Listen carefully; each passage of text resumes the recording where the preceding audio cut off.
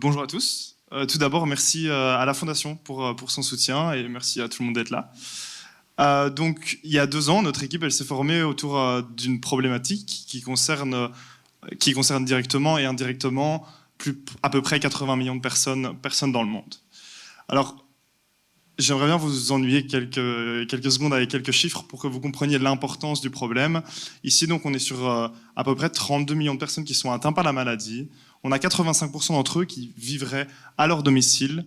Et pour chaque personne, il y a 2 aidants qui passent à peu près 5 heures de leur temps par jour à aider l'aidant. Donc, maintenant, nous, en fait, on voulait développer un dispositif qui pourrait améliorer le quotidien, améliorer l'autonomie au quotidien pour les personnes atteintes d'Alzheimer et ainsi aider, diminuer la charge mentale des aidants. Alors nous avons développé Vocomemo. Alors Vocomemo, c'est un système d'enregistrement vocal qui est porté par le patient et qui va lui rappeler en fonction de l'endroit et de l'heure, qui va lui donner une instruction en fonction de l'endroit et de l'heure, avec la voix familière de l'aidant proche. Alors, comment est-ce que ce petit bijou de technologie fonctionne-t-il ?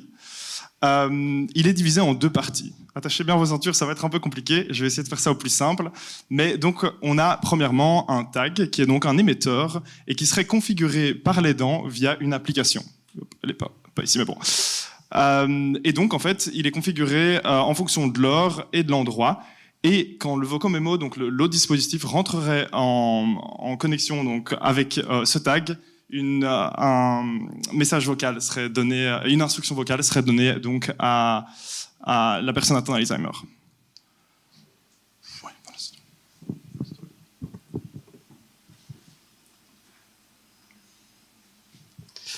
La plus grande force de Vocomemo, c'est sa flexibilité. La maladie d'Alzheimer affecte chaque patient d'une manière très différente, et donc chaque personne va avoir des oublis qui lui sont propres. L'avantage de notre solution, c'est que l'aidant va pouvoir configurer les enregistrements vocaux de manière à lui rappeler les choses qui lui sont les plus importantes et les choses qu'il oublie le plus régulièrement. Par exemple, rappeler quand la personne rentre dans sa cuisine de manger, si c'est l'heure du repas, de boire. Rappeler des événements ou des rendez-vous le matin quand la personne sort de sa chambre, par exemple. Ou encore expliquer comment des appareils électroniques fonctionnent. Ou ça peut simplement aussi être de laisser des petits mots affectueux à avoir au fur et à mesure de la journée. L'objectif, c'est aussi que Vocomemo soit très facile d'utilisation, puisque l'objectif, c'est évidemment pas de rajouter une couche technologique supplémentaire à des personnes qui sont souvent pas très à l'aise avec les technologies. Donc, à quel stade est-ce qu'on en est ? On a d'abord développé un premier prototype qu'on voit ici au-dessus.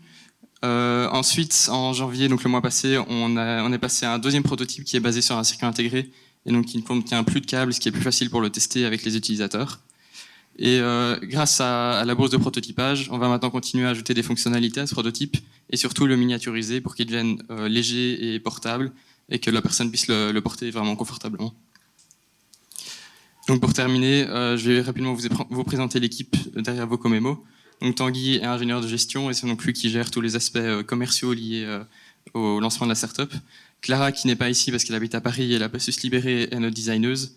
Et je suis ingénieur et donc je gère la création du produit. Merci au Start Lab de nous soutenir et à vous pour votre attention.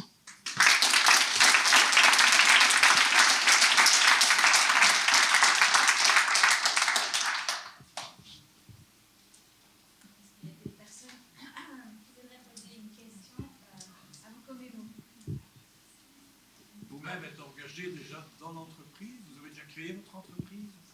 Quel stade êtes-vous?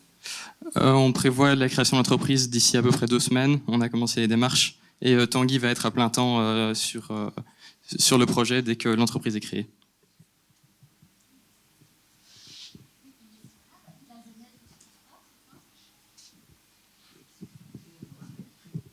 Alors, malheureusement, elle ne sera pas là pour vous le raconter, mais donc c'est Clara, donc la grand-mère de Clara, qui est atteinte d'Alzheimer, et donc elle connaît le problème en tant que tel, voilà, le problème que les aidants, auquel les aidants font face chaque jour, voilà.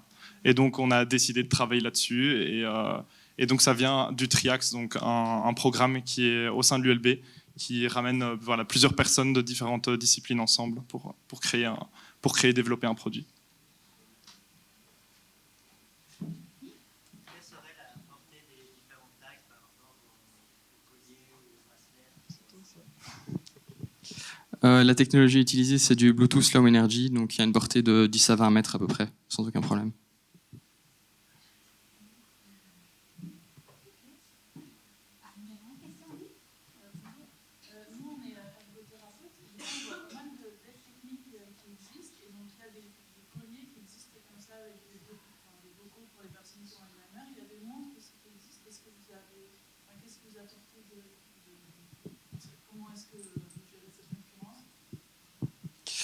Pour se démarquer, notre objectif, c'est vraiment d'utiliser le fait que les messages se déclenchent automatiquement. Donc la personne ne doit même pas penser à appuyer sur un bouton ou quoi que ce soit.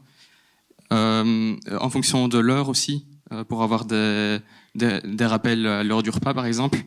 Et en fait, on a discuté avec beaucoup de patients et d'aidants, et on s'est rendu compte que ce genre de solution-là n'était vraiment très rarement utilisé, parce que c'est pas pratique, c'est pas joli, ils n'ont pas envie de le porter. Et donc notre objectif, c'est vraiment de résoudre ces problèmes-là pour eux.